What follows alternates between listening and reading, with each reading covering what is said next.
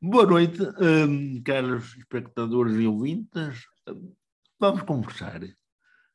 Porque a conversar é que a gente se entende e muitas vezes esquecemos-nos de uma coisa que para mim é fundamental na vida, que é a gratidão. Muitos de vós têm-me dito que estão gratos por estas conversas, sobretudo pela maneira como o Dr. Abel Magalhães partilha os conteúdos, como as questões são postas, as argumentações, toda a conversa que aqui é partilhada.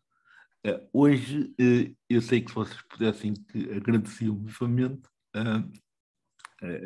esta nossa prestação, mas não podendo estar a partilhar connosco, vão ter a oportunidade de partilhar escutando e também, se quiserem, postando no YouTube ou no Facebook os vossos comentários, as vossas sugestões, como muitas vezes já vos tenho dito e pedido para o fazer.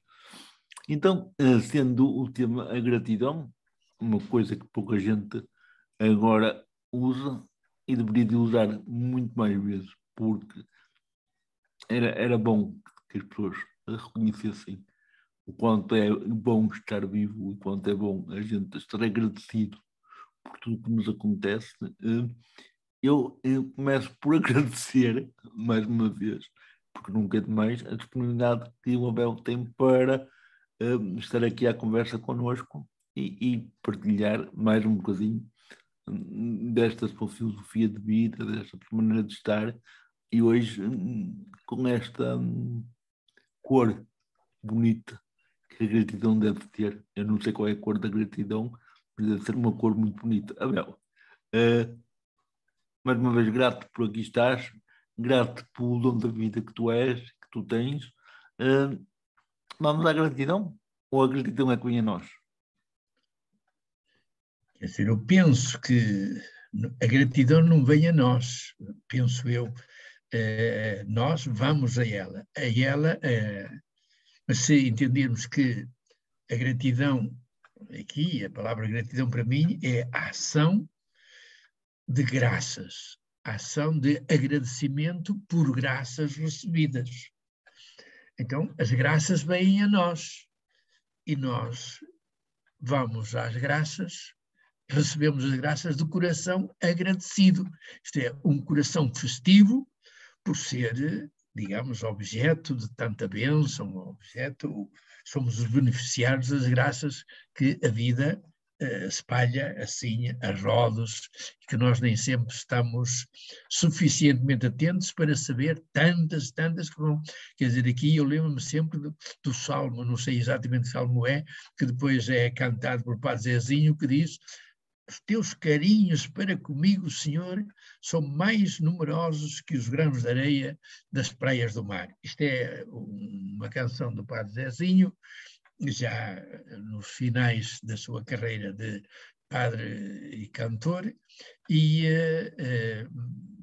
penso que ele já faleceu há bastante tempo, mas é também uma ideia de um salmo, que o salmista se mostra agradecido de tantas bênçãos que, no entender dele, são tantas, são mais numerosas que os grãos de areia das praias do mar. De modo que eu penso que realmente viver agradecido é um ato de inteligência e de sensibilidade a tanto que recebemos. Mas olhando de cima dos teus 84 anos e de cima dos meus 58 anos, também não são tão poucos como assim, olhando para baixo destes anos todos, eu tenho notado que ao longo destes anos todos, este sentimento de gratidão tem perdido intensidade. As pessoas esquecem-se muito de agradecer. Antes, quando nós éramos novitos, agradecemos por um bocado de pão. Agora temos o pão que queremos, temos tudo o que queremos e pouco ou nada agradecemos. Antes, por tudo e por nada, agradecíamos, mas agradecíamos do fundo do coração. Porquê que as pessoas perderam eu não diria o hábito, mas perderam esta boa educação, nem sei como lhe chamar, esta atitude tão bonita que é de estarmos gratos àquilo que a vida nos dá. Eu penso que há aqui qualquer coisa como um fenómeno sociológico que já vem bastante de trás. Eu lembro que aqui há muitos anos tinha uma colega de trabalho que dizia que a avó dela, quando via estas novas gerações sempre a reclamar, sempre insatisfeitas, então ela dizia, para mim com certa graça, que passamos digamos, da geração de os meus deverzinhos à geração de os meus direitinhos. Uhum. Quer dizer, se toda a gente tem direito, não tem nada que agradecer. Foi. E penso que há aqui um fenómeno, digamos, cultural, no sentido mais pobre da palavra, porque a palavra cultura quer dizer o resultado de um culto e de um cultivo. Se deixarmos de prestar culto a determinados valores, como é o reconhecimento daquilo que nos é dado de graça. Gratidão vem de grátis, de graça. Uhum. Ora, de graça, até é uma palavra lá na Escritura que é: dai de graça o que de graça recebeis. Se a vida nos é dada de graça, e, enfim, depois, quando Jesus, enfim, ousou chamar a Abá, aquilo que alguns senhores chamam o mistério central da vida, que esse Abá que dá a chuva sobre justos e injustos, sobre bons e maus, o sol também, é? Quer dizer, tudo nos é dado de graça. Então, não nos falta que agradecer. Mas se nós vimos com a teoria de que realmente, quer dizer, eu não pedia ninguém para nascer, portanto, toda a gente tem obrigações comigo, eu não tenho obrigações com ninguém, porque eu não pedi para nascer, ponto final. Portanto, todos me devem, eu não devo a ninguém. Quer dizer, isto parece assim um argumento válido, mas realmente acho o argumento mais ridículo, como se pudéssemos pedir a alguém como é que eu podia ter sido consultado para nascer se eu ainda não era, se ainda não existia. Quer dizer, há aqui uma contradição nos termos, portanto, Mas a vida... o contrário também é verdade. É assim, não me pedis para nascer, mas a minha maneira de mostrar que gostas de cá estar foi poderes dizer aos teus pais obrigado por estar cá, por ter nascido, não é? Claro, claro, porque uma coisa, bom, entrando por esse tipo de raciocínio, nós podíamos dizer: ninguém te obrigou a nascer, ninguém te consultou, mas agora foi-te dada a liberdade de ou aproveitas este dom, que para alguns é maravilhoso, para mim é um dom maravilhoso, e, enfim, já tenho uma fatia, enfim, bastante bonita, a fatia em termos de tempo e de qualidade, é uma porçãozinha muito bonita do bolo da vida, mas realmente, quer dizer, todos nós conhecemos pessoas que, descontentes com ela, não deixaram de chatear, quer dizer, enfim, partiram. Nós, enfim, durante muito tempo, enfim, achávamos isto, enfim, qualquer coisa, e hoje, enfim, já se fala lá nessas coisas da morte assistida e essa história toda. Bom, mas, de qualquer maneira, o que está aqui em causa é: a vida é-nos dada. E é-nos dada com uma base biológica, uma biologia. E para mim encanta-me este desafio. É-nos dada e é-nos dado o poder de pegar nessa biologia e fazer dela uma linda biografia. E realmente há vidas cuja biografia é um encanto. Quer dizer, entre as muitas coisas que a vida tem para nos dar, até tem uma gama de biografias que, por exemplo, tive pena, nunca vi o livro, nem concedi ainda, desde que eu também não tenho assim procurado assim tanto, mas vi-o referido numa palestra que portanto, os 400 homens, mulheres, 400 seres humanos que mais brilharam no século XX, 90 e não sei quantos por cento, todos eles tinham tido grandes problemas, digamos, na sua ascensão. só que pegaram naquilo que alguns dizem, a vida só me trama, a vida só me tem, sei que mal fiz à vida, a vida não contra mim, etc. Eles pegaram em tudo isso e disse, esta é a minha oportunidade de eu, com as minhas limitações, com os contratempos, com tudo isso, está-me a ser dada uma oportunidade de eu mostrar que a vida, o dom da vida é de tal modo grandioso que eu vou mostrar o que valho. Tu és uma amostra. Uhum. Então, repara, dos 490 e não sei quantos por cento, tudo gente nascidos do nada, com imensa dificuldade em se ingrar, mas agarraram o dom da vida e transformaram esse dom recebido num grande dom que eles deram à humanidade. Até porque é engraçado, porque muitos homens, isto aqui o muito é relativo, mas para mim, nem que fossem meia dúzia, eram sempre muitos, porque valorizo sempre o que é bom. São adeptos de uma ideia um bocado filosófica que eu agora não sei quem é que a disse, nem sei se estava, mas que diz que agradece à vida todas as pedras que lhe colocaram, porque foi através dessas pedras que ele foi subindo, que foi chegando mais alto. Portanto, o vencer os obstáculos, como estava a dizer, a maneira de poder superar é uma maneira de poder crescer, de poder subir, digamos assim, ascender. Eu tenho pena, olha, não sabia que comecei a ir para aí, porque agora é fácil na net, às vezes, apanhar. Há um poema de Fernando Pessoa sobre isso. E há para aí também um ditado comum que as pedras que encontrou no caminho, em vez de se ir arrumando para fazer da minha vida um montão de pedras, eu fui as ordenando e com elas estou construindo uma bela catedral. Uhum. Porque realmente quer dizer, as pedras em monte é um monte de pedras. Elas ordenadas podem fazer um bonito monumento. As pedras E em monte podem ser para uns um monte de pedras, para outros um monte de oportunidades.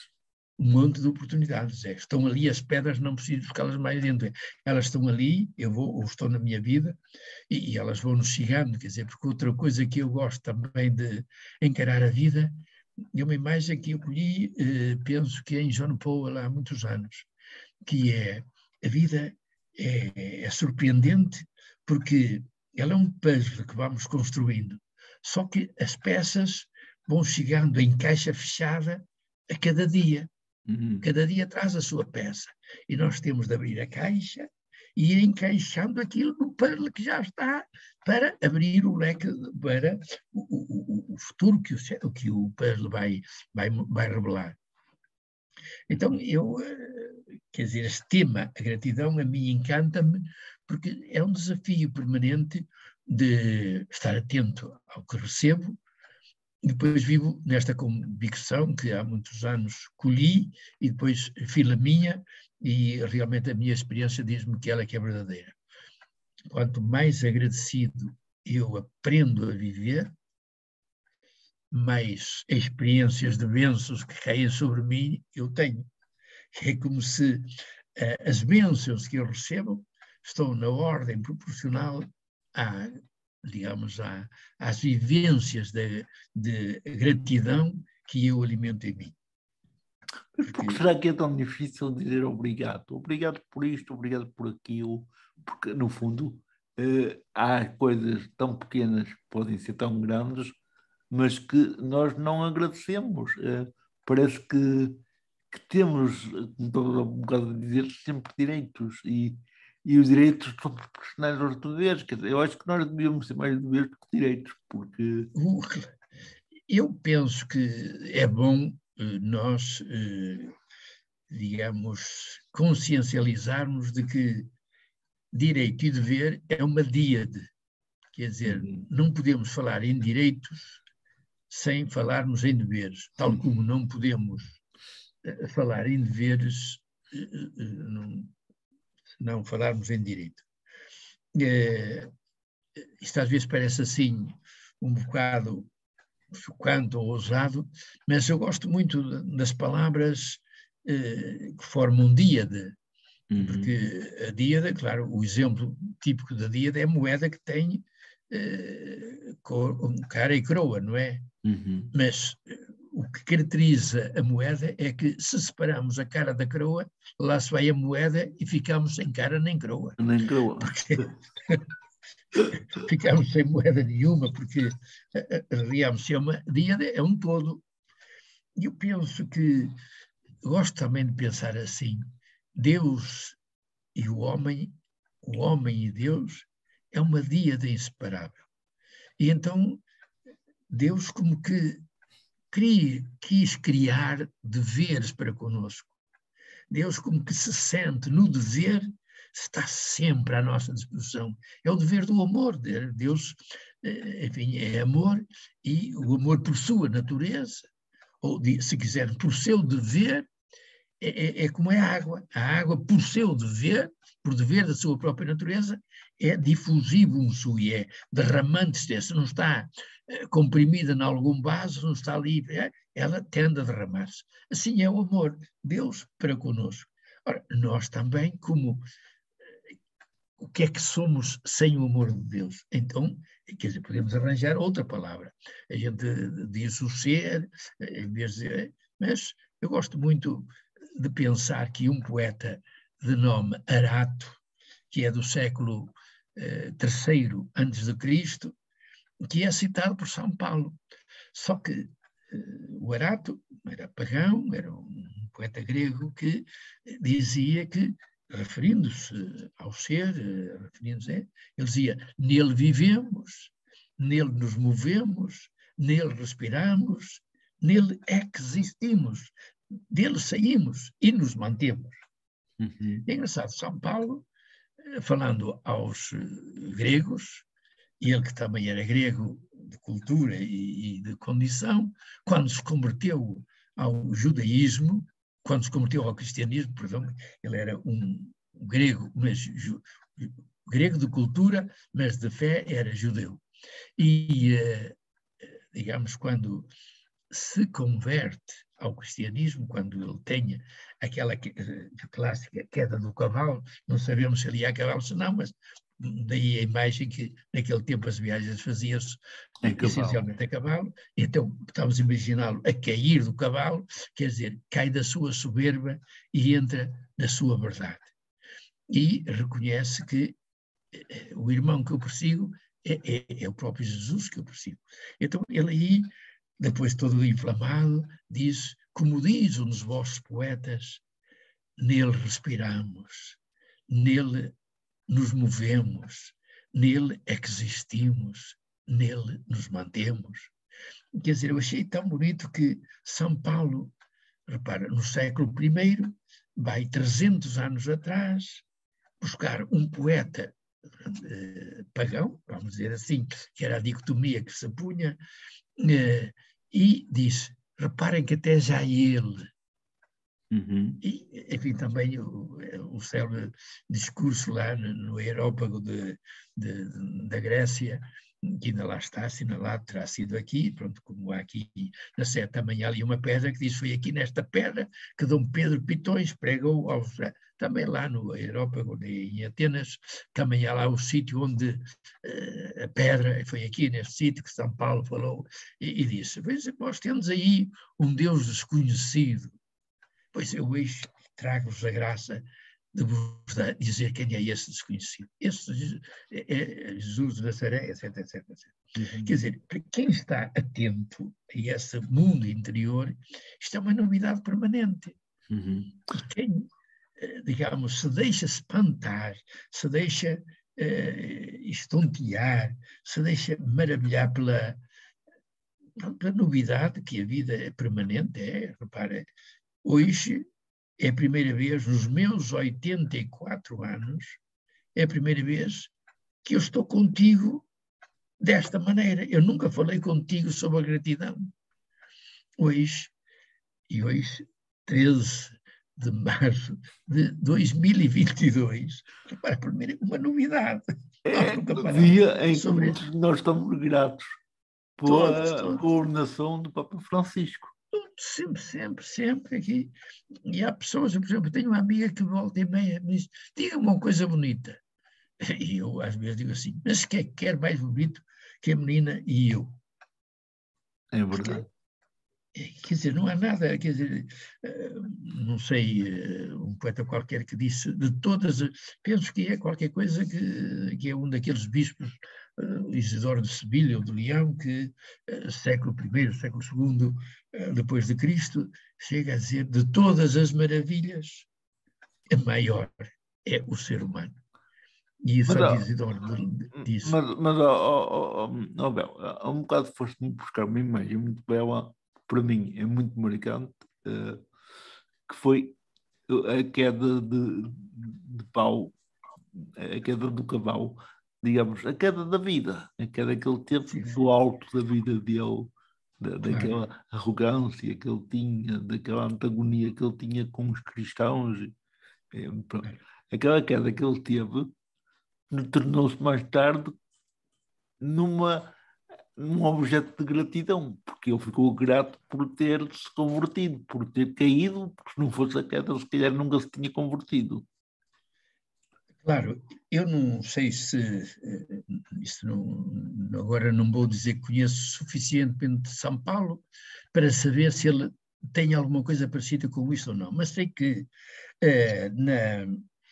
no hino da Semana Santa, penso que é o Pange a Língua, que isto é, canta ó língua gloriosa, vê, que é lá um versículo que diz assim, ó feliz culpa, que tal Redentor nos destes. Uhum, Quer uhum, dizer, às vezes, e nesses livros que falei dos tais 400, há muitas vidas que diz bendita doença, bendita queda, bendito desastre.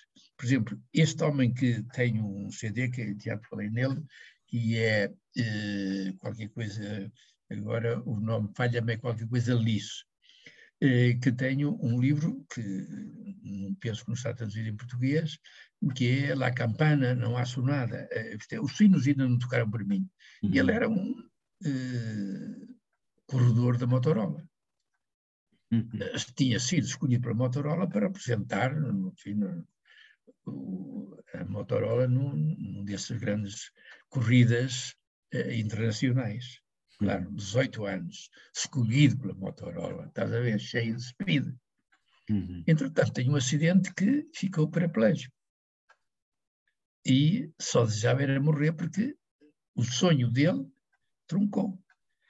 Entretanto, como também não morreu e ele também teve força para, com vontade de se suicidar, com vontade de morrer, com isso tudo, mas ia lendo para. E tanto leu que começou a ver, mas afinal, o melhor de mim ainda está em mim. O melhor de mim é a vida, uhum, não é o correr na Motorola. uhum, O melhor é eu que estou vivo. E ele hoje, pelo menos na altura em que eu o li, era um grande mestre do coaching e um grande apaixonado por ajudar as pessoas, seja qual for a sua condição, a acreditar que. E então, para mim, o que terá acontecido com Paulo é que ele, de tal maneira, digamos, ficou cego, foi, enfim, lá o levaram, lá o Ananias, não é? Parece-me que era assim, lá que agora não tenho presente esses nomes, mas foi o representante de um grupo que o instruiu. E foi graças a essa queda, a esse cair, isto é, do cavalo, do seu orgulho, do seu radicalismo anti-cristianismo, que ele toma voo, digamos assim, toma balanço, para poder dizer: se vós sois apóstolos, também eu. Eu não convivi com ele, mas também ele falou a mim. uhum. Eu não o Ui, conheci como vós o conhecestes, mas era como se ele dissesse: de alguma maneira eu conheço tão bem como vós. uhum, E ele a mim me encarregou. uhum, Repara, ele que depois disse: eu apanhei isto, aquilo, combati o bom combate. É qualquer coisa como que graças eu tenho a dar, porque ele me chamou assim, através de um caminho duro, foi duro, com certeza, esse tempo que ele ia com cartas para matar, perseguir, etc., e volta um cordeirinho que todos dizem assim, mas este não é aquele. Pois é esse, mas o coração já é outro. O Abel, que nós temos à nossa frente, também ao longo da vida teve imensas quedas, teve muitas perdas e, no entanto, nunca deixou de ter um ar patusco, aqui no sentido fui do termo, no sentido bendito do termo, e de estar sempre com um ar de gratidão, de estar grato Sim, àquilo que é, àquilo que a vida lhe deu. Abel, és realmente a força da gratidão em vida. Se a tua maior queda agora fosse ficar cego, como é que tu achas que ias reagir? Já que falámos da cegueira de eu Paulo, não sei, eu não sei porque como eu sei que para ti a iria. cegueira é um enigma, porque tu não te estás a imaginar, ainda bem que não te imaginas, porque não precisas de o fazer cego, mas sei que para ti falar com um cego às vezes é um enigma. Se tu agora ficasses cego, serias capaz daqui a algum tempo, isso é uma pergunta abstrata, agradecer? Eu já te falei aqui disso, porque realmente eu não sei como, porque o nosso inconsciente traz um herói e traz um cobarde. E nós, de repente, assim, num imprevisto, nenhum de nós sabe exatamente como irá reagir, assim, aquelas reações Claro. que não têm tempo de ser proativas, são mesmo respostas reativas, eu não sei. Agora, eu sei é que quando estavas enfim, a introduzir a pergunta, a mim saltou-me logo aquela passagem de um filme que depois que tu não viste, mas já ouviste falar, que é O Grande Silêncio, dos padres da Cartucha, Uhum. que fizeram aquilo, é uma espécie de reportagem, mas é um filme muito bem tecido, foi, digamos, preparado ao longo de anos e foi como, digamos, é uma espécie de reportagem da vida da Cartucha nos Alpes, não sei o quê. E então há lá digamos, um trapista que chegou. O filme chama-se O Grande Silêncio porque só se vê imagens, mas só o superior é que tem uma ou outra explicação para dizer porque é que deixou filmar e o que é a vida de uma comunidade de trapistas, quase só falta o superior, e fala também o cego.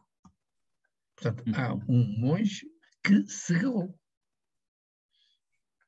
E ele é entrevistado, e eu nunca mais posso esquecer o ar de feliz dele. E ele diz, mas diz não é como quem prega para ser ouvido. Ele diz como quem partilha uma experiência que está vivenciando. Foi a melhor graça que Deus me deu, foi cegar. Porque antes eu perdia muito tempo dispersando-me pelo mundo exterior. Agora tenho muito mais tempo para descobrir o meu mundo interior. Ele Uhum. diz isso de um jeito que quem tiver ouvidos para ouvir e olhos para ver e coração para entender, diz realmente aquilo que para uns seria uma desgraça, coitadinho do ceguinho, diz ele, ó feliz cegueira, que tal luz me deste para eu ver. No meio Eu de tudo, teve tempo para agradecer em vez de ficar a chorar. ficar a chorar. Portanto, eu não sei como serei, como seria se a vida me pedisse isso. Agora, sei dizer-te que eu gostava de ter, digamos, garra, força interior para aceitar desse jeito. Uhum. Até porque já tiveste provas bem difíceis, qualquer um de nós que passa por provas difíceis é que consegue crescer e soubeste esperar, portanto, se calhar não ia ficar mal na fotografia, digo eu. Agora, a gratidão, e nós estávamos a falar disso, que com o tempo está-se a perder o sentido de se agradecer, da gratidão, de estar agradecido. Não é a culpa da juventude não é ingrata. Ou achas que a juventude tem razões para aprender a ser grata se ninguém ensinar a ser grata? Eu não gosto muito, eu já te disse isto, eu não gosto muito da palavra culpa, porque, enfim, Eu sei que não gosto, por isso é que provoquei. mexeu muito comigo aquela ideia de que depois das mães, a Igreja Católica é a maior responsável por esse sentimento de culpa que faz tanto mal a tanta gente. E repara a expressão, depois da Igreja Católica, as mães são a grande fonte de sentimentos de culpa. Portanto, eu penso que a juventude não é culpada nesse sentido. Até se quiséssemos ir por aí, ela é mais vítima do que culpada. Exatamente. Porque, repara, o ser humano, entre muitas outras coisas, é também um ser mimético. Eu sou naturalmente agradecido. Porque eu lembro-me desde pequenino, eu via tudo, a mãe, Bela, olha para isto. E eram as ovelhas que tinham os seus cordeirinhos, os cordeirinhos, elas, enfim, com a cabeça travadas, como se diz, com aquela corda que prende as pernas para elas não fugir, elas a chamar pelos filhos, os filhos vinham, mamavam, corriam e tal. A mãe, Bela, olha para isto, o mistério de Deus. E dizendo, falando da ovelha que chamava, olha a mãe a chamar por ele. Os animais só lhes falta a alma para falar, eles são como nós. Isso dizia da ovelha, dizia da porca, dizia da vaca. Quer dizer, eu via as galinhas agachar as asas e apanhar os filhos. Eu vi tanta coisa, portanto, eu fui aprendendo. E ela arrematava sempre. O mistério de Deus é muito bonito. Uhum. E depois, quando, enfim, às vezes apanhava um assim, Bela, queres vir comigo à fonte? Claro, nós, entre tantos, para a mãe e ligeiros para ir com ela à fonte, claro, vinha todo contente. E ela lá apanhava a flor e dizia, Bela, olha esta flor, tão pequenina e tão perfeitinha. E ia mostrando a flor. E, e vinha sempre o discurso dela, Bela, a ver como é que pode haver um cabeça de burro que diz que não há Deus. Quando é que um homem podia fazer uma flor tão bonita? Repare, eu fui programado quase desde o ventre materno para ser agradecido. E, portanto, eu não faço esforço nenhum. Sim, mas ninguém te Preciso, obrigou a aprender a agradecer. Tu foste claro, seguindo os sim, exemplos que te deram. fui seguindo exemplos. Agora, esta juventude que cresce em colégios a corrida para um lado para o outro, Uhum. que os pais vêem correr, que depois é dispersa na televisão, que depois é aquilo, depois é a guerra, depois... Quer dizer, quase não tem aquele tempo que eu tive para estar encostado à mãe ou rodeado dos irmãos, buscando o cantinho da lareira, a Uhum. ouvir gratidões. Mas, oh, Bel, mas tu, eu agora não queria entrar em intimidades familiares. Eh, Embora não conheça os teus descendentes, já estou a perceber que os teus filhos também seguiram um bocado essa tua naturalidade em te sentir grato. Por Sim, isso, sim, depois sim, partilhando isso. E aqui. eu acho engraçado é que ainda há pouco tempo, para o meu filho, o mais novo é uma menina, a filha fez 52 anos já em 10 de julho passado. Quer dizer que vai chegar aqui agora no próximo 10 de julho, entre o 10 de julho e o 23 de agosto, eles vão ter 53, 54 e 55, Que porque giro. logo no dia 23 o Pedro já faz 56. Sim, sim. E é engraçado que nas teses deles, portanto, os três têm a sorte, os avós são analfabetos, mas, graças a Deus, eu, com auxílio da mãe que faleceu ainda, eles estavam longe de se formar, mas formaram-se, têm as suas teses de doutoramento, e é engraçado como na lista dos agradecimentos, o pai é uma figura, sempre tem um que diz assim, agradeço sobretudo a ele, um inveterado aprendiz de vivente, como eu recordo. Porque o meu cartão tem aprendiz de vivente. Sim, sim.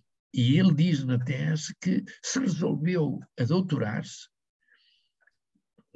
trabalhou tantos anos sem mestrado, sem doutoramento, começou a ver que a moda era esta e que a vida pedia, ele fez mestrado e quando demos conta foi no dia em que ele já ia defender a tese. E logo a seguir meteu um doutoramento e já fez. Quer dizer, o outro é a tese do ambiente, a menina a mesma coisa, quer dizer, e aparece aí a gratidão. E há dias, qualquer coisa, um amigo dizia assim, mas como é que tu, Paulo, como é que tu acordaste? E ele aponta para mim que estava perto e disse, olha, o culpado disto tudo é aquele homem. E claro, está. isto O culpado dá disto gosto. tudo. Agora, se me perguntas o que é que tu fizeste, eu não sei o que é que eu fiz, eu simplesmente me deixei ser. Sim, sim, sim. O interessante. E é por isso que eu acredito que aquela tua pergunta, a juventude não é culpada no sentido, ela não teve, foi as oportunidades, esperemos que depois pela vida fora, diz eu não estive lá em casa, mas agora vou aprender a ver que a vida está-me sempre a dar. Sim, sim. Porque assim, Mas, os teus filhos, com a idade que têm hoje, eu tenho 58, portanto, estão na escala hierárquica logo a sair a mim, também podiam entrar no corre-corre e não terem tempo para podiam, agradecer. e muitos deles, porque eu lembro, por exemplo, o mais velho, quando fez o terceiro ano, sabes que num curso qualquer, mas no direito mais, quer dizer, até ao segundo, no primeiro ano são todos comunistas, depois no segundo já são socialistas, e no terceiro então é que viram, quer dizer, passa-lhes todo este furor do contra. E então o meu filho mais velho, quando fez o terceiro ano, como quem disse, epá, agora já estou no decrescente, até aqui foi atravessar o deserto. Agora já mereço a confiança dos professores, portanto já com certeza vou chegar lá. E então ele, quando chegou a casa, um dia em que ele viu um colega que só porque passou do terceiro para o quarto, o pai, com prenda de passagem, deu-lhe um carro de não sei quantos mil. Na altura ainda era contos. O meu, coitadinho, se quis alguma coisa, trabalhava e estudava e não teve prenda nenhuma. Pois, Mas ele, da sua experiência, diz assim: oh, papai, eu estou convencido, isto foram palavras dele, se ele me ouvir, sabe que, oh, papai, o pior que pode acontecer a um filho é ter um pai rico. é verdade. Eu digo, muitas vezes aqui ao Pato Telmo, conversamos muito sobre estas coisas, eu cada vez mais dou graças a Deus por ter nascido pobre. Mas pode ser um pai, não pode não ser um pai rico, mas pode ter sido e continuar a ser um rico pai. Sim, E sim, sim, isso sim. é, Quer dizer, eu muitas é vezes a coisa digo, quer mais dizer, grave. pronto, é aquela coisa que a mãe dizia, muitas vezes, coitadinha, dizia-nos, isso pobre não tem querer. E depois também me dava a outra que é muito mais forte, que é muito mais bonita. Ninguém é pobre a não ser de juízo. Portanto, eu nasci pobre em termos económicos, mas em termos de Então, eu, sensibilidade, em termos de apresentação, de talentos, eu nasci rico. uhum. Nasci rico, tive um bom, como é que é dizer, um bom alqueire de sementes. E, portanto, depois o meu trabalho tem sido cultivar essas sementes. E temos de acabar, Américos. Não, tu já viste Pois há temos, quanto tempo nós estamos aqui? mas sabes que a gratidão é tão grande que custa a terminar. E eu ia terminar precisamente com a gratidão à flor da pele e dentro do coração, e com uma pergunta muito simbólica. Vamos terminar o programa de uma forma diferente. Tu vais dizer uma coisa que te tenha acontecido hoje, que tinhas ficado agradecido, que te sejas grato por ter acontecido, e eu a mesma coisa. cada um vai agradecer alguma coisa que tenha acontecido hoje na nossa vida. A quem não interessa que seja a Deus, interessa é que é agradecer. Agradecer qualquer coisa que nos tenha acontecido. Eu penso que, ainda hoje estive na nota que te mandei, a crença ou a não crença não entram nesta história da gratidão. Exatamente. Há crentes muito agradecidos, eu sou um deles, sou crente e sinto-me realmente viver de coração agradecido, e gosto de repetir para mim, parafraseando Padre Zezinho, os teus carinhos para comigo são mais numerosos do que as grãos de areia das praias do mar. Mas ainda hoje estive a ver aqui, e tenho aqui até perto de mim, olha, um livro que te posso mostrar aqui, que se chama Gratidão, de Olivier Chasse, que era um médico distinto e era um escritor ímpar, e ele escreveu isto: o meu sentimento predominante é de gratidão, e ele dizia-se ateu. O meu sentimento predominante, e ele, portanto, como médico, e quando lhe aparece um cancro daqueles galopantes, ele sabia que tinha dias, mas poucos dias antes de morrer escreveu isto: o meu sentimento predominante é de gratidão. Amei e fui amado. Recebi muito e dei alguma coisa. Acima de tudo, fui um ser senciente, um animal pensante neste belo planeta, e isso foi, por si só, um enorme privilégio e aventura. Repara, uma pessoa poder, não precisa daquilo que nós chamamos fé. Ele tem fé em outra coisa. Fé na vida, fé no ser humano, quer dizer, crê de outro jeito, mas tem o mesmo coração que nós. Então eu adoro, claro que também te mandei aquela página da Maria José Nogueira Pinto, Sim. que, digamos que aquele texto que comove e que foi publicado, digamos, no dia do funeral dela, em que ela pega naquele texto, o Salmo, penso que é o 123, não é? E ela diz para aí que ela, quer dizer, como é, nada me faltará. O Senhor é meu pastor, nada me faltará. Quer dizer, há a gratidão entre crentes e não crentes. Porquê? Porque a gratidão é um fenómeno típico, específico do ser humano. Então basta nós deixarmos-nos ser humanos e aí estamos nós a ser gratos. Porque realmente a gratidão está, digamos, faz parte de nós. Basta nos deixar-nos ser aquilo para que estamos feitos por nascimento. E então, no final deste dia, estamos no final do domingo, dia 13 de março, dia em que o Papa Francisco tomou posse como Papa, não é? Já não sei quantos anos, já são alguns, são bastantes já. A ti, o que é que te apetece agradecer à vida hoje, que estamos já no finalzinho deste... Olha, já que me tornaste de consciência atual, que hoje, agora já hoje vi coisas do Papa Francisco, penso que faz hoje 9 anos que ele foi eleito. Eu também creio que é 9 anos, enfim. Penso que faz 9 anos, penso que ele foi em 13, que ele foi... Foi em 2013. Eu sinto-me agradecido, porque hoje mandaram uma imagem que eu até estive a mostrar ao Padre Telmo e digo: veja, é a primeira vez que eu imagino na história da Igreja que isso sucede. O Papa a falar, enfim, penso que é no Ângelus, a dizer que é tempo para, em vez do ódio, dar o amor, um pouco a oração do São Francisco, e termina pondo a mão na boca e enviando um beijinho para a assistência. Repara, ver isto, hoje, na mão e na boca, no rosto de um Papa, Isto é uma bênção que muitos dos nossos antepassados nunca tiveram. O Papa era mais distante. Nós hoje temos um Papa que é Deus conosco, digamos assim, parafraseando.